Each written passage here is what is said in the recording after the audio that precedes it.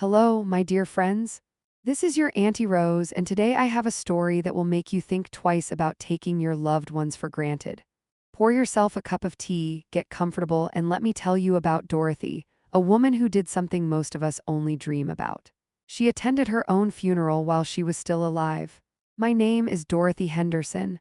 I'm 70 years old, and I did something that most people would call crazy. I faked my own death to see who would actually miss me and who would just miss my money. But let me start from the beginning because every good story needs context, and mine is no exception. I was a widow for 3 years when this all happened. My husband, Charles, had been a successful businessman who built a small empire from nothing. We had 3 children: Michael, the oldest, who became a lawyer; Jennifer, the middle child, who married a doctor; and Susan, my baby, who chose to be a teacher despite everyone telling her she was wasting her potential. Charles and I raised them with love, gave them the best education money could buy, and taught them the value of hard work and family. Or at least we thought we did. After Charles died, things began to change. Michael started visiting less and less. Jennifer would come by once a month, usually when she needed something. But Susan, my youngest, she came every week without fail. She'd bring her 2 kids, help me with groceries, fix things around the house, and just sit with me to talk. The difference in my children's behavior was like night and day, and it broke my heart. One evening, about 6 months before I staged my death, I overheard a conversation I was never meant to hear. I had called Michael to ask if he could help me fix the garage door. I was put on hold, but he didn't realize I could still hear him talking to his wife in the background. "It's Mom again," he said with an annoyed sigh. "Always something that needs fixing? I swear when she finally goes, we're selling that house immediately. It's worth at least $2 million in this market." His wife responded, "Well, just be nice to her. You don't want her changing the will. Jennifer already got her to pay for that European vacation last year. We need to make sure we get our fair share." "Don't worry," Michael laughed. "I've been buttering her up. Besides, Susan's too poor to compete. She'll probably just take some sentimental junk and leave the real assets to us." I hung up quietly, my hands shaking. My own son, the boy I had rocked to sleep 1,000 nights, the child I had sacrificed so much for, was just waiting for me to die so he could cash in. I sat in my kitchen for hours that night, staring at family photos on the wall, wondering where I had gone wrong. But instead of falling into despair, something else happened. I got angry. Not the kind of anger that makes you scream and break things, but the cold, calculated anger that makes you plan. I decided right then and there that I needed to know the truth. I needed to see who in my life actually loved me, Dorothy Henderson, the person, and who just loved Dorothy Henderson, the bank account. That's when I came up with the plan. I would fake my death and attend my own funeral in disguise. I would see with my own eyes and hear with my own ears what my children really thought of me. It sounds dramatic, I know, maybe even a little crazy, but I had to know the truth. I spent the next 3 months planning everything meticulously. First, I needed an accomplice, someone I could trust completely. That person was my oldest friend, Margaret, who I had known since we were both young mothers in the same neighborhood. Margaret was the only person outside my family who knew about my plan. "Dorothy, are you absolutely sure about this?" Margaret asked me over coffee one afternoon. "This could backfire terribly." "I need to know, Maggie," I told her. "I need to know if they love me or if they're just circling like vultures." Margaret sighed but agreed to help me. She was a retired theater costume designer, which made her perfect for what I had in mind. The plan was simple but required careful execution. I would go on vacation to Margaret's cabin upstate. Margaret would then call my children with the devastating news that I had died suddenly of a heart attack while visiting her. She would handle all the funeral arrangements, claiming it was what I had wanted, everything prepaid and pre-planned. The funeral would be closed casket, which Margaret would explain was my wish. In reality, there would be no body in the casket at all. And I would attend the funeral disguised as Margaret's sister, visiting from England, complete with a gray wig, heavy makeup, glasses, and a British accent I had been practicing for weeks. "You've really thought this through," Margaret said, impressed despite her reservations. "I've had 3 months to think about nothing else," I replied. I told my children I was going to spend 2 weeks at Margaret's cabin in the mountains. Susan offered to drive me, but I insisted I wanted to take the bus and enjoy the scenery.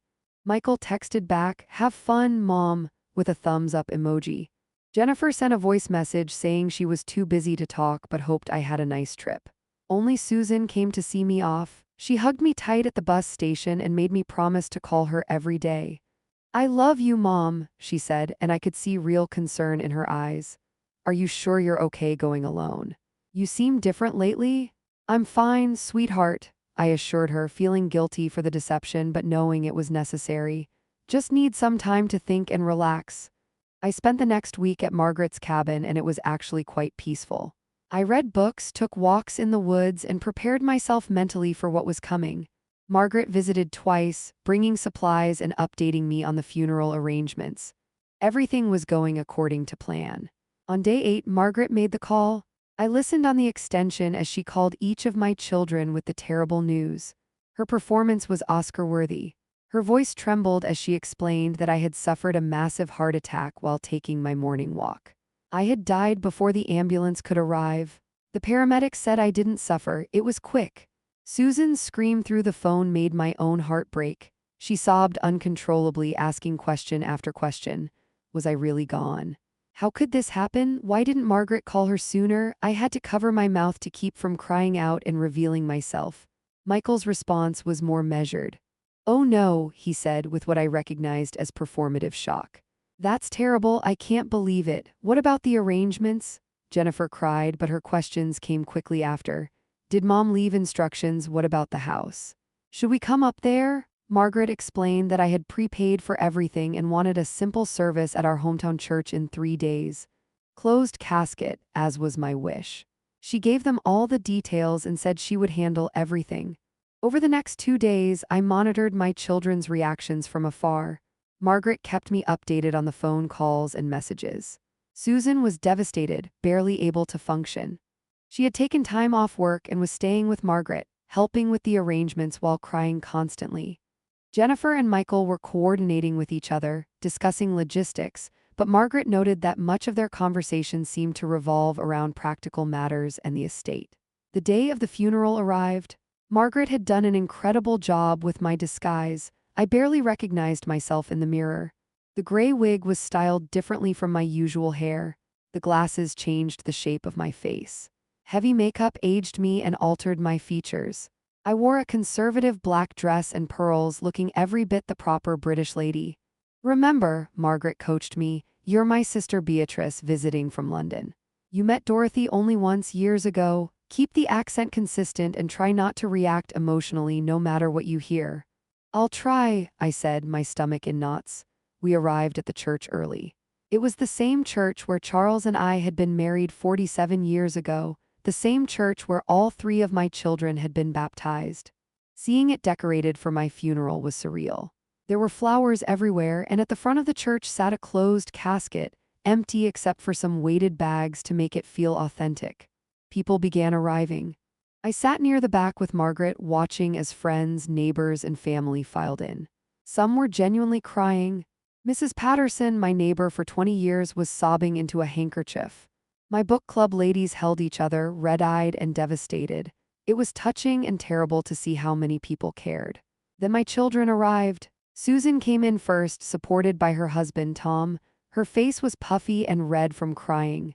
She clutched a framed photo of me and her kids.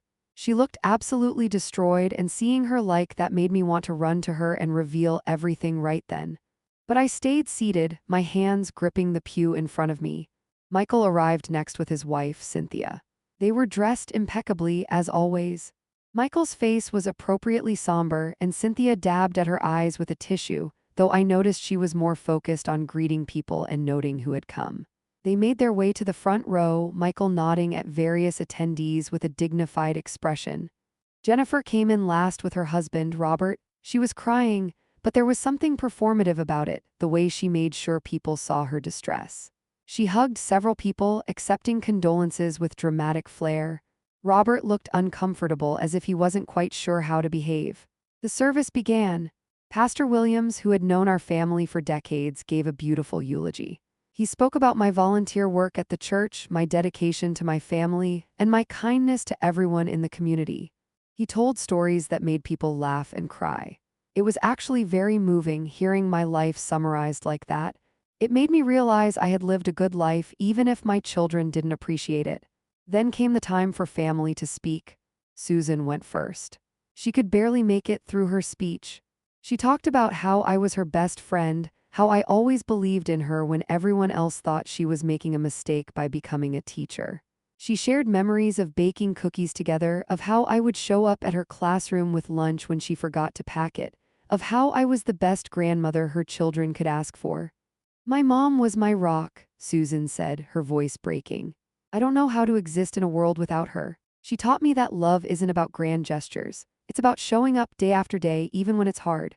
She showed up for me my entire life, and now I'd give anything to have just one more day with her. I felt tears streaming down my face and had to pretend I was emotional about losing my sister's friend. Margaret squeezed my hand in support. Michael went next. His speech was polished and articulate as expected from a lawyer.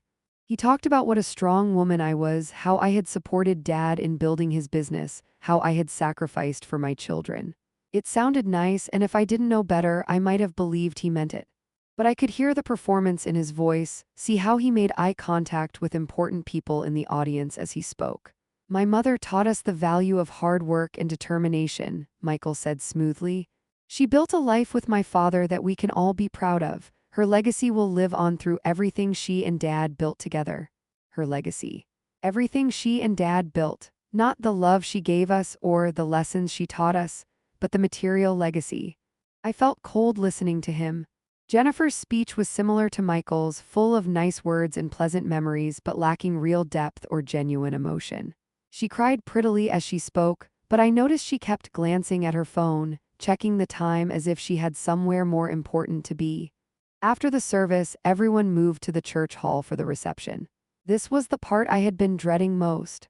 I would be in close proximity to my children, having to maintain my disguise while listening to conversations about me.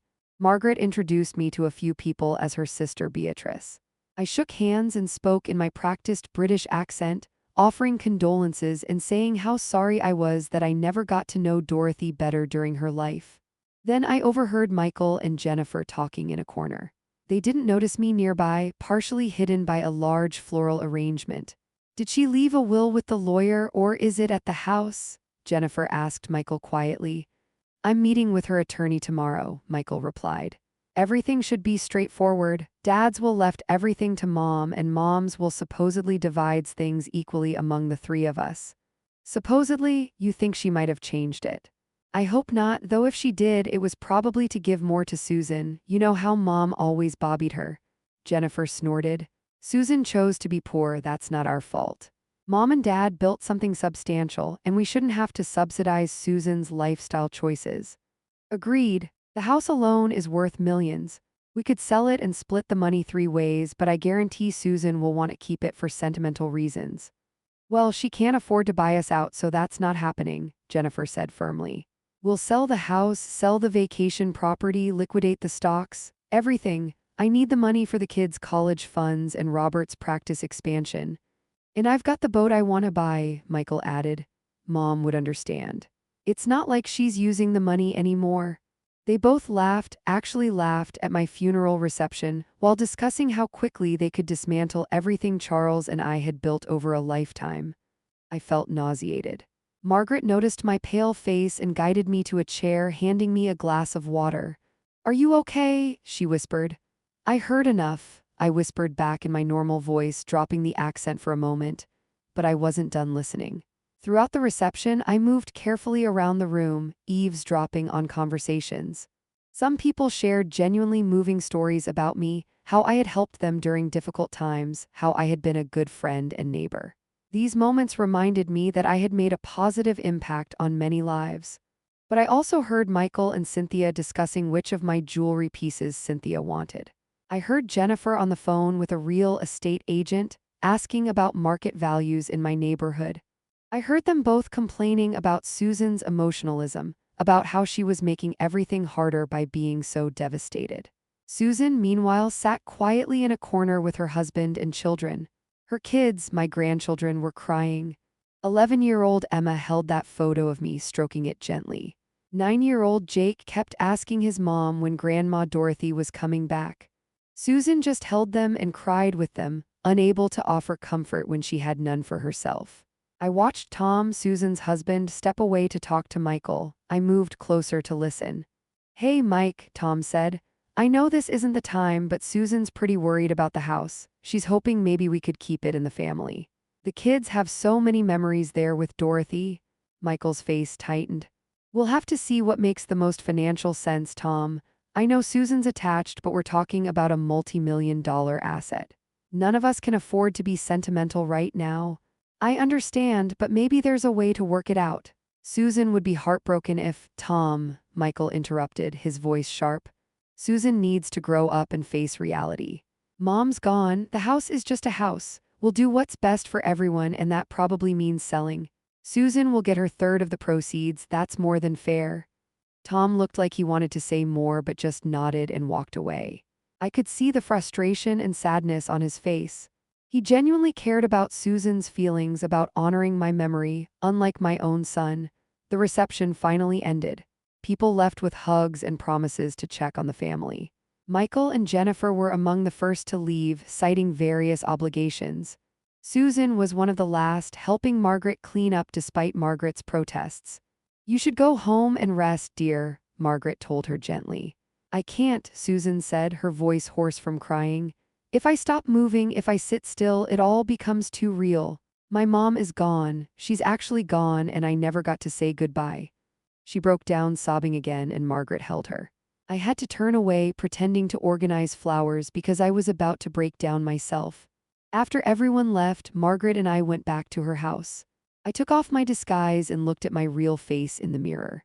I looked older than I had 3 days ago. The weight of what I had learned had aged me. "Well," Margaret asked, "did you find what you were looking for?" "Yes," I said sadly. "I found exactly what I was afraid I'd find." That night, I couldn't sleep. I kept thinking about Susan's devastation, about Michael and Jennifer's cold calculation, about the difference between children who loved me and children who loved my money. I had the proof I needed, but what was I going to do with it? The next morning, I made a decision. I called my attorney, Harold Webster, from Margaret's phone. Harold had been Charles's attorney and mine for over 30 years. He was one of the few people outside Margaret who I could trust completely. "Harold, this is Dorothy Henderson," I said. There was a long pause. "Dorothy, but Margaret called me yesterday and said you had passed away." "What's going on?" I explained everything. The overheard conversation, the fake death, the funeral, what I had learned about my children. Harold listened without interrupting, which I had always appreciated about him. When I finished, he was quiet for a moment. Then he said, "Dorothy, this is perhaps the most elaborate and risky thing I've heard in 40 years of practice. But I understand why you did it. What do you want to do now?" "I want to change my will," I said firmly, "and then I want to come back from the dead." Over the next hour, I dictated my new will to Harold. The changes were significant. To Michael, I left a token amount of $1 and a letter explaining why. The same for Jennifer. The bulk of my estate, the house, the investments, the vacation property, everything would go to Susan. I also set up trust funds for my grandchildren, with Susan as the trustee. Finally, I designated a significant portion to be donated to various charities in Charles's and my name. "Are you absolutely certain about this, Dorothy?" Harold asked. "Once we do this, once you come back, there's no undoing it. Your relationships with Michael and Jennifer may be irreparable." "They're already irreparable, Harold. I just didn't know it until now. They don't love me, they love my bank account. And I'm done pretending that's the same thing." Harold prepared the documents and met me at Margaret's house that afternoon. I signed everything with Margaret as witness. Then we planned the resurrection. I decided to return home exactly 1 week after my death. Harold would call an emergency family meeting at his office, saying he needed to discuss some complications with the estate. All 3 of my children would be required to attend. The next few days were strange. I was legally alive but socially dead. I read my own obituary in the paper, saw posts on social media from friends sharing memories. The house sold signs started appearing on real estate websites, with Michael and Jennifer already listing my property even though nothing had been legally transferred yet. They were so confident, so sure of themselves. Susan, according to Margaret, who stayed in touch with her, was falling apart. She had taken a leave of absence from teaching. She spent her days at my house, going through photo albums, wearing my sweaters, sleeping in my guest room because she couldn't bear to be away from the space where I had lived. It broke my heart, but it also confirmed what I already knew. She loved me, truly loved me, not for what I could give her, but for who I was. The day of the meeting arrived. I dressed carefully in one of my favorite outfits, a purple blouse Charles always said brought out my eyes, and comfortable slacks. I did my hair and makeup normally, looking exactly like myself. I arrived at Harold's office building but waited in a separate conference room while he gathered my children in his main office. Harold called me when everyone was seated. My heart was pounding as I walked down the hallway. This was it. The moment of truth. I paused outside the door, took a deep breath, and walked in. The scene that unfolded was something I'll never forget. Michael saw me first. His face went completely white, and he actually stood up so fast his chair fell backward. "What the?" he stammered. Jennifer screamed. Actually screamed. Her hand flew to her mouth, and she looked like she might faint. "This isn't possible. You're dead. We buried you." Susan just stared at me, her mouth open, tears instantly streaming down her face. "Mom," she whispered. "Mom." I walked fully into the room and sat down at the head of the conference table. Harold stood beside me, his expression professionally neutral but with a hint of satisfaction at the corners of his eyes. "Hello, children," I said calmly. "As you can see, reports of my death have been greatly exaggerated." Michael found his voice first. "What is this? What kind of sick joke are you playing, Mother?" "No joke, Michael. Just an experiment, a test, if you will." "A test?" Jennifer's shock was turning to anger. "You let us think you were dead, you let us plan a funeral. Do you have any idea what you put us through?" "Oh, I have a very good idea what I put you through," I said, my voice steady. "I attended the funeral after all. I heard everything. Every word you said, and more importantly, every word you said when you thought I couldn't hear you." The color drained from both Michael's and Jennifer's faces. Susan, still in shock, moved toward me hesitantly as if I might disappear if she got too close. "Mom, you were there." Susan's voice was barely audible. "At the funeral?" "I was, sweetheart. Disguised as Margaret's sister from England. I heard your beautiful eulogy. I heard how much you loved me." I turned to Michael and Jennifer. "And I heard your very interesting conversations about selling my house, dividing my assets, and how quickly you wanted to liquidate everything." Michael tried to recover. "Mom, you have to understand, we were just being practical. We thought you were gone. We were trying to handle the estate responsibly." "Responsibly?" I cut him off, my voice sharp. "Michael, I heard you and Cynthia discussing my jewelry like it was a shopping catalog. I heard Jennifer on the phone with a real estate agent before my body was even cold, or would have been if I'd actually been in that casket." Jennifer's face flushed. "You had no right to trick us like that, didn't I?" I leaned forward. "I had every right to know the truth about my children, and I found out exactly what I needed to know. Two of you were just waiting for me to die so you could cash in. Only one of you actually mourned me." Susan finally moved, practically running around the table to hug me. "Mom, I don't understand what's happening, but you're alive, you're here, that's all that matters." I held her tight, breathing in her familiar scent, feeling her shake with sobs against my shoulder. This was real love. This was what a parent-child relationship should be. When Susan finally pulled back, still holding my hands, I addressed all three of my children. "I called this meeting because my will has been changed.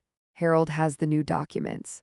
Michael, Jennifer, I'm leaving each of you exactly $1. "What?" they both shouted simultaneously. "You can't do that," Michael said, his face turning red. "Dad built that wealth for all of us." "Your father built that wealth for your mother," Harold interjected calmly, "and your mother can distribute her assets as she sees fit." "Which she has done," I continued. "Everything else goes to Susan with the exception of charitable donations and trust funds for my grandchildren, which Susan will manage." Jennifer stood up, furious. "This is because of what you heard at the funeral. We were in shock. We weren't thinking clearly." "Oh, you were thinking very clearly," I said. "You were thinking about money and assets and liquidation. You were thinking about everything except the fact that you just lost your mother or thought you had. But Susan gets everything." Michael's voice was bitter. "Because she put on a better show of grief." "It wasn't a show," I said quietly. "That's the difference you still don't understand. Susan's grief was real. She loved me. She loves me, present tense." She came to see me every week not because she wanted something, but because she wanted to spend time with me. When's the last time either of you visited without needing something? They had no answer. I gave you both the same upbringing, the same opportunities, the same love, I continued. But somewhere along the way, you learned to value money over relationships. You learned to see me as an asset rather than a person. And that's not something I can fix by leaving you an inheritance. If anything, leaving you money would just confirm that you were right to treat me that way. Susan was crying again, but this time there was a small smile on her face. Mom, I don't need the money, I just need you. Please, can we talk about this? There's nothing to talk about, sweetheart. You deserve this. You were the only one who truly cared about me, not what I had. You chose a career that made you happy instead of one that made you rich. You raised beautiful children with good values. You visited me and helped me because you loved me, not because you expected something in return. That's what real wealth is. Michael stood up abruptly. I can't believe this. You staged your own death, traumatized all of us just to play some twisted mind game. Traumatized? I raised an eyebrow. Michael, you were planning to buy a boat with your inheritance money at my funeral. Jennifer was already meeting with real estate agents. The only person truly traumatized was Susan, and she was traumatized because she actually loved me. We love you too, Jennifer protested, but it sounded hollow even to her. Do you? I asked simply. Because love isn't about what you say at funerals when everyone's watching. It's about what you do when no one's watching. It's about showing up, being present, caring about someone's well-being when there's nothing in it for you. Harold cleared his throat. If there are no further questions about the will, I believe we're finished here. The documents are legally binding and have been properly executed. Michael and Jennifer stood there, stunned and furious. Finally, Michael grabbed his coat. Come on, Jennifer, we don't have to listen to this. As they headed for the door, I called out, Michael, Jennifer. They both stopped but didn't turn around. I hope someday you'll understand why I did this. I hope someday you'll realize that the greatest inheritance I could give you wasn't money, but the truth about yourselves. What you do with that truth is up to you. They left without another word. The door closed behind them with a final sounding click. Susan and I sat in Harold's office for a long time after that. She kept touching my face, my hands, as if to confirm I was really there. Mom, I have so many questions. I know, sweetheart, and I'll answer all of them, but first let me ask you something. Are you angry with me for putting you through that grief? Susan thought for a long moment. I should be. I spent a week in absolute agony thinking I'd lost you. But honestly, I'm just so grateful you're alive. Everything else we can work through. The money doesn't matter, you matter. That's why you're getting everything, Susan. Not because of what you just said, but because of how you've lived your whole life. You understand what actually matters. We went home together that day to my house, the house Michael and Jennifer had been so eager to sell. Susan helped me unlock the door and we walked through the rooms that held so many memories. Everything was exactly as I'd left it, though Susan had clearly been spending time there.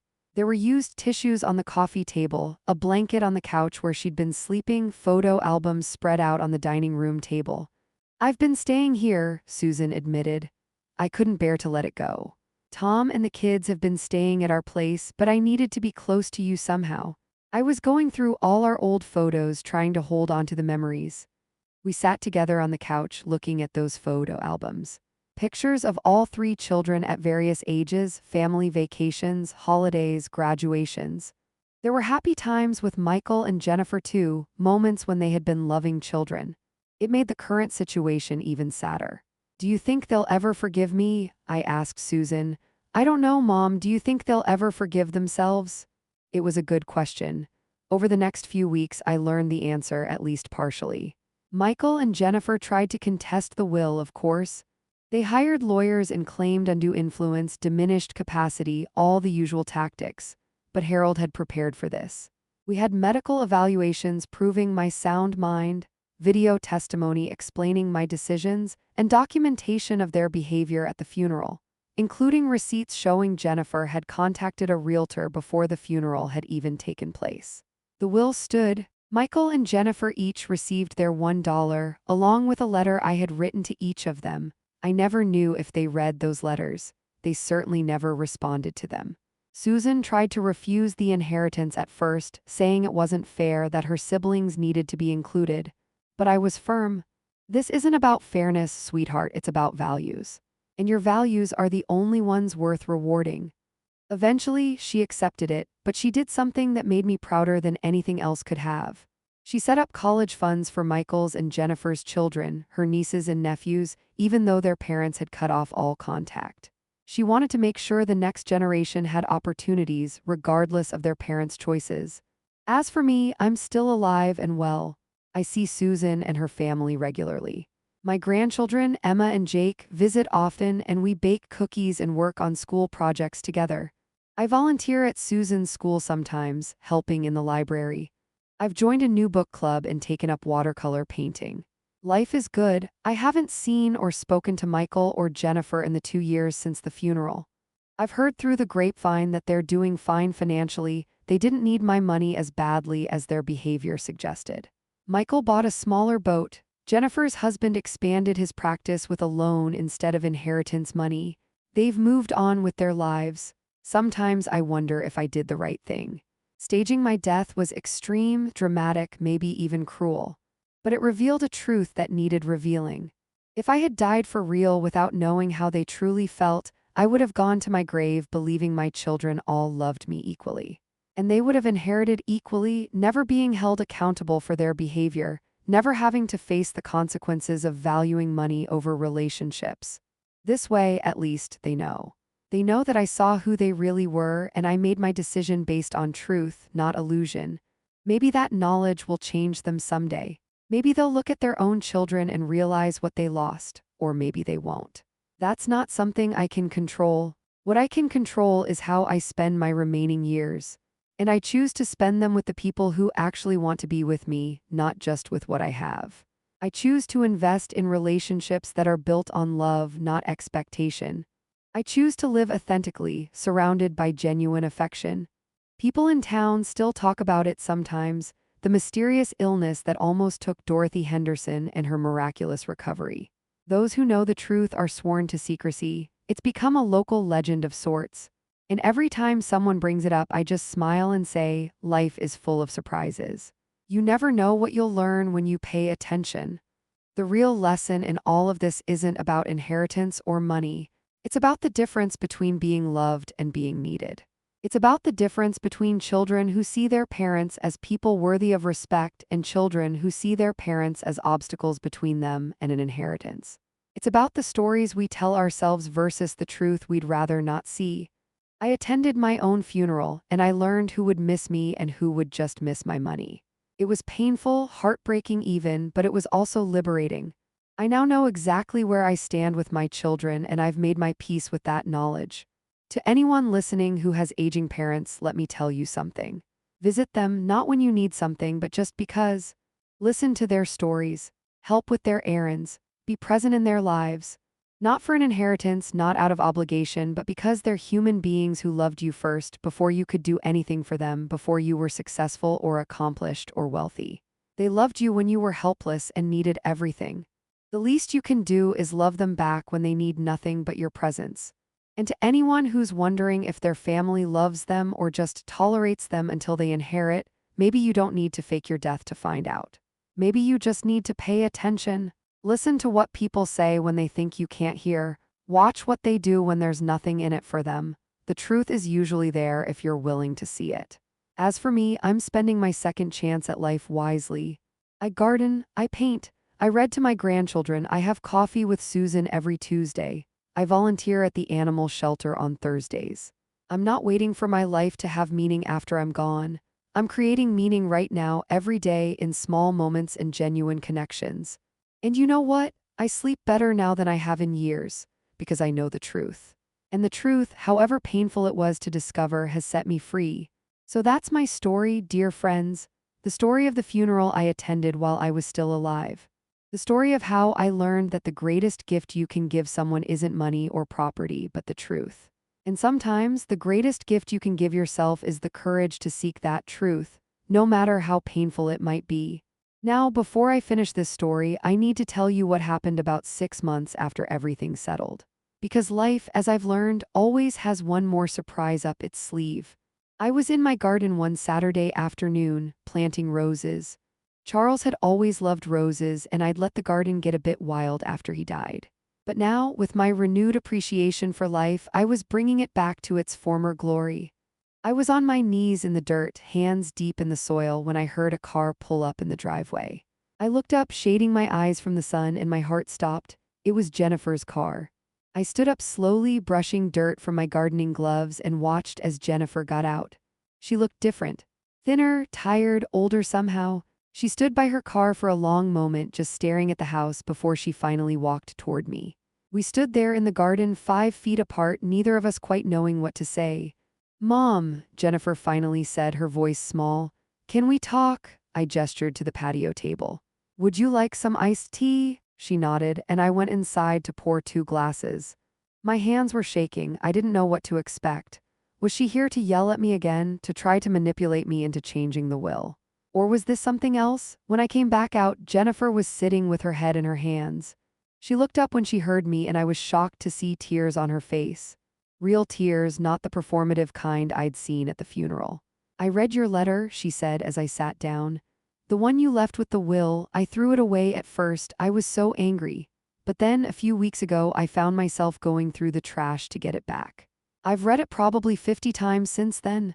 I waited, not sure what to say. "You were right about everything," Jennifer continued, her voice breaking. "Everything you wrote in that letter. About how I'd become obsessed with appearances, with keeping up with my friends, with having the best of everything. About how I'd started seeing you as a resource instead of as my mother." She wiped her eyes with the back of her hand. "Robert and I have been in marriage counseling. Did you know that?" I shook my head.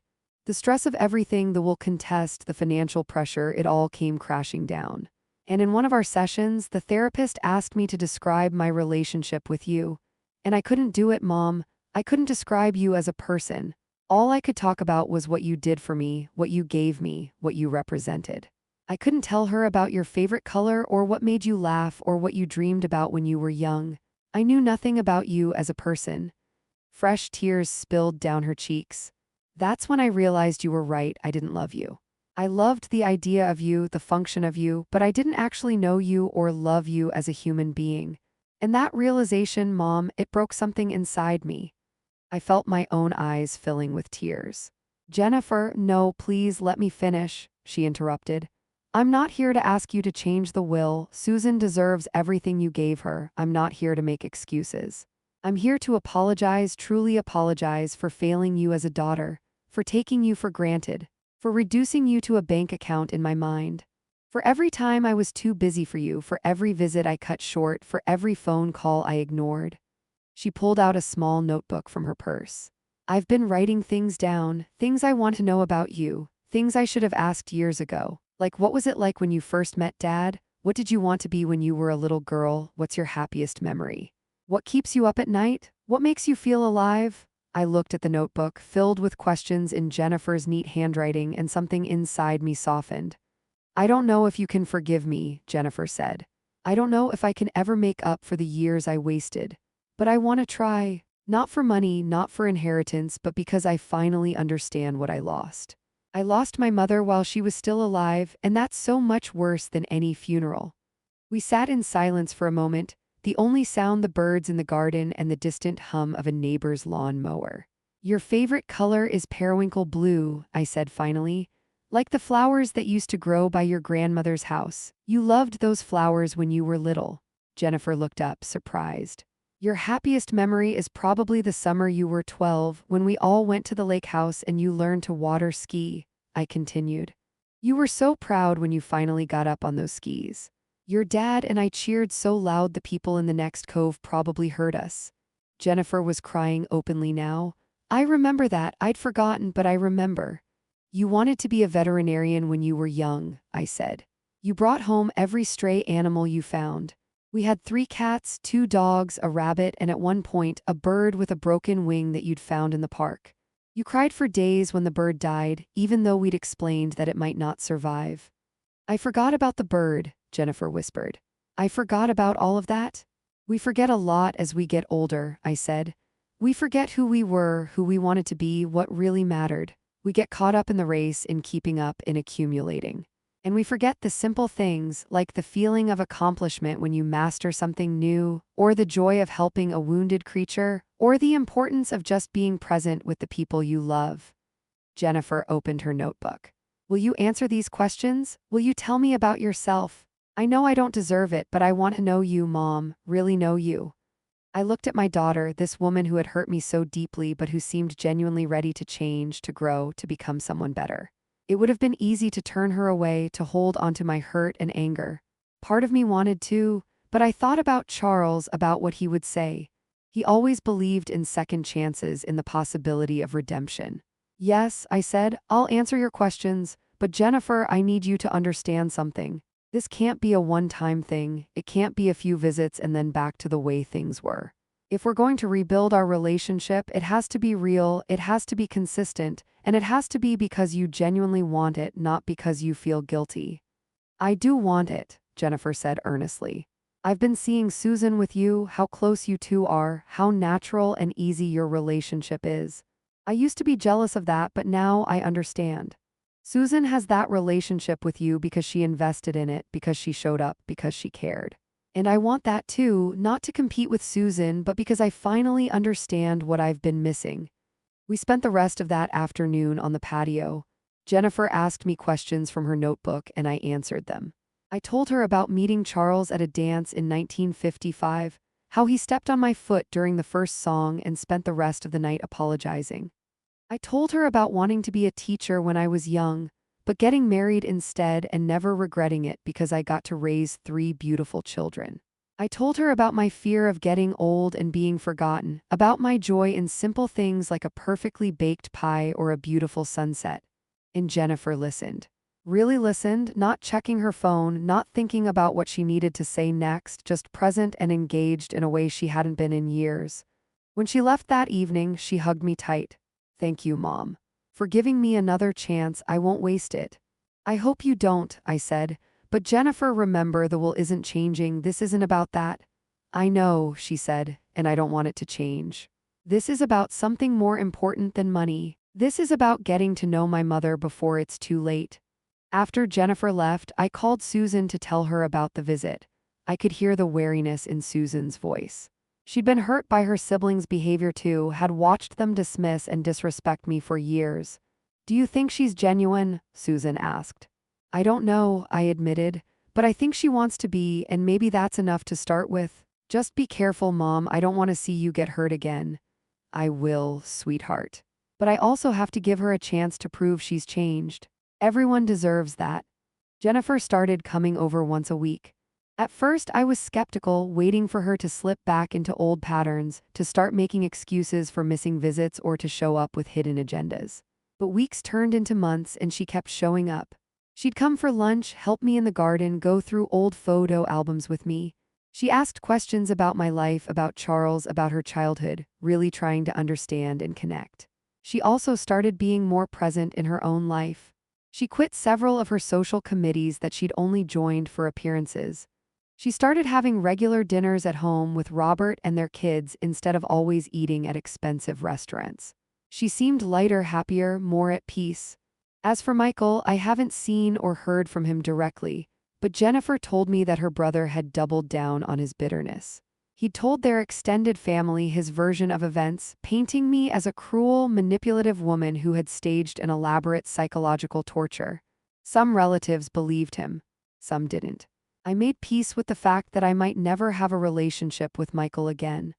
About a year after the funeral incident, on what would have been Charles's and my 48th wedding anniversary, both Susan and Jennifer came to visit. I hadn't planned anything, but they'd coordinated together to create a small memorial celebration for Charles. We sat in the backyard, in the garden I'd restored, looking at old photos of Charles and sharing memories. Susan told stories I'd heard before, but Jennifer shared memories I'd forgotten, moments from her childhood when Charles had been particularly silly or wise or loving. I wish I'd appreciated him more when he was alive, Jennifer said quietly. I was always so busy with my own life that I didn't take time to just be with him, to really know him as a person, not just as my dad. He knew you loved him, I assured her. Even if you didn't show it perfectly, he knew. Did he? Jennifer looked at me with doubt in her eyes. Or is that just something we tell ourselves to feel better? I thought about that question carefully. Your father knew that you were flawed just like everyone else. But he also believed that people could grow and change. If he were here today, seeing the effort you're making, the person you're becoming, he'd be proud of you, Jennifer. Not because you're perfect, but because you're trying. Susan reached over and squeezed Jennifer's hand. The relationship between my daughters had been strained after the wool reading, but they were slowly rebuilding their bond too. It wasn't what it had been before, they were redefining it into something more honest, more real. Now, as I sit here 2 years after my fake funeral, I can honestly say that my elaborate plan worked, though not in the way I initially expected.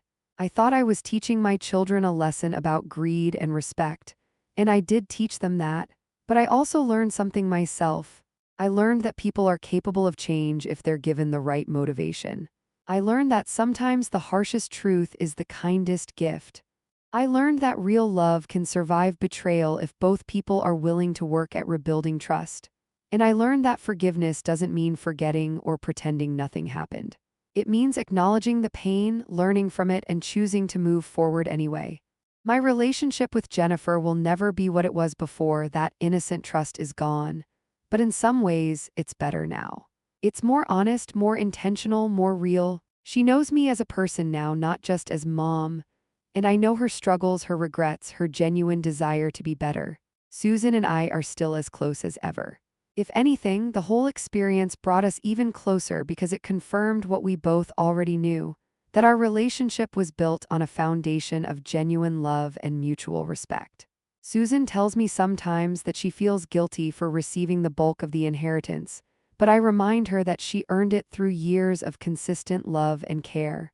As for Michael, I still hold out hope that one day he'll come around. Maybe when he's older, maybe when he faces his own mortality, maybe when his own children grow up and he sees relationships from a different perspective. Or maybe not. I've made peace with the possibility that he might stay angry forever. That's his choice, and I can't control it.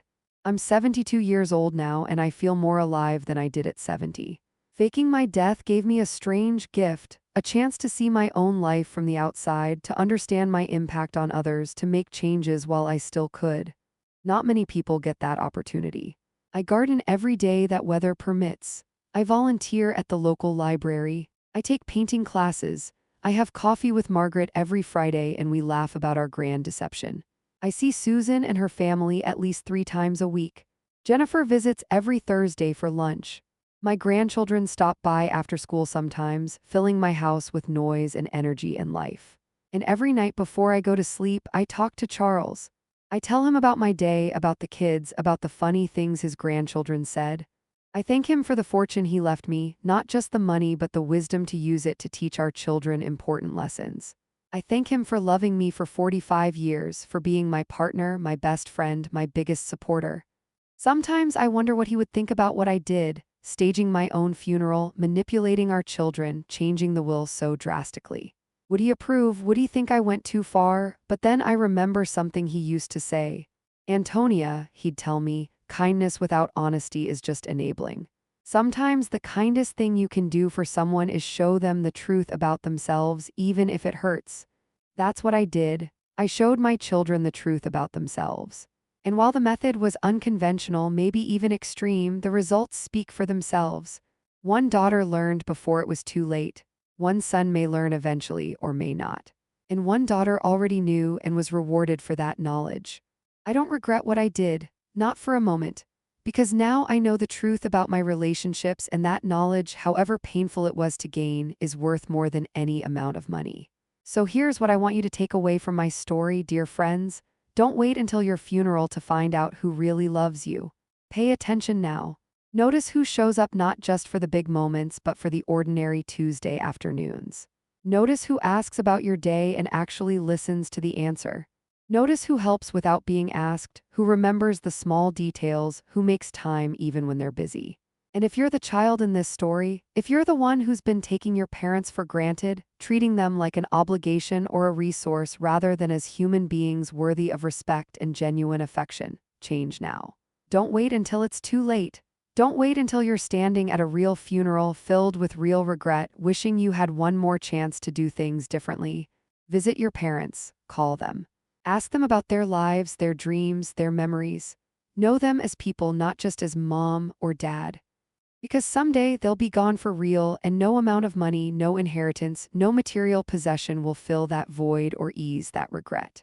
Love isn't about grand gestures or expensive gifts. It's about showing up. It's about being present. It's about caring for someone when there's nothing in it for you except the joy of that connection. That's what I learned from attending my own funeral. That's what I hope my children learned too. And that's what I hope you'll learn from my story without having to stage your own death to figure it out. Life is short, my dear friends. Shorter than we think when we're young, longer than we hope when we're old, but always, always too brief to waste on pretending, on taking people for granted, on loving conditions rather than people. So love hard, love honestly. Love while there's still time. And make sure the people you love know it, not through your words, but through your actions, your presence, your genuine care and attention. Because in the end, that's all that matters. Not the money you leave behind, not the possessions you accumulate, not the status you achieve. What matters is the love you gave, the love you received, and the relationships you built that were genuine, honest, and real. That's the real inheritance worth leaving, and that's the one thing that survives long after the funeral is over and everyone has gone home. Thank you for listening to my story. I hope it made you think. I hope it made you feel. And most of all, I hope it inspires you to cherish the people in your life who truly matter before it's too late. This is Dorothy Henderson, signing off. And remember, my dear friends, live your life in such a way that your funeral, when it comes for real, will be filled with people who are crying because they'll miss you, not because they'll miss your money. God bless you all. Until next time. Did you enjoy Dorothy's story? What would you do if you discovered your family only loved your money? Let me know in the comments below and tell me which city you're listening from. If this story touched your heart, please support the channel with a super thanks so I can continue bringing you more real-life stories like this one. Don't forget to subscribe and hit that notification bell. See you in the next story. With love and respect, Auntie Rose.